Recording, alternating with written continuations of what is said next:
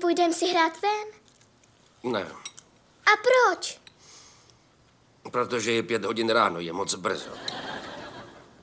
A proč? Ještě nevyšlo sluníčko.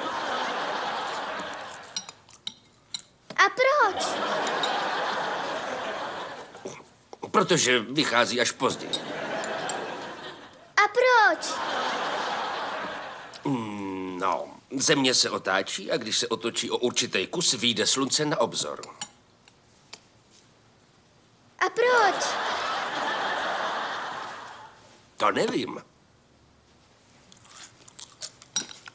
A proč? Proč to nevíš, tati? Protože jsem ve škole neposlouchal, jasný? Nedával jsem pozor.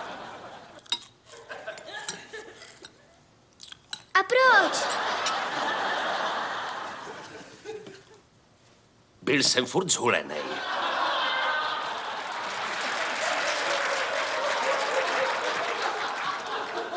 Kouřil jsem moc trávy.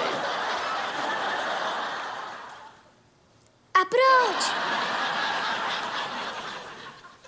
Asi se mi zdálo, že to nevá.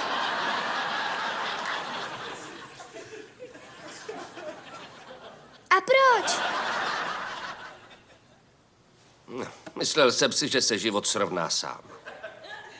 Pak jsem poznal mamku, přišla si ty. No a teď dělám v servisu.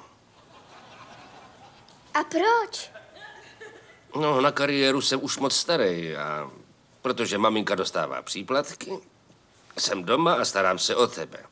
Poněvadž moje gáže je špatný vtip. A proč? No, protože služby už vytlačily výrobu. Tak o pořádnou práci nezavadíš. A proč? Mívali jsme i dobrý fleky, ale to bylo štěstí a teď máme smůlu. A proč? Tak to prostě chodí. A proč? Bůh je kaput a my jsme sami.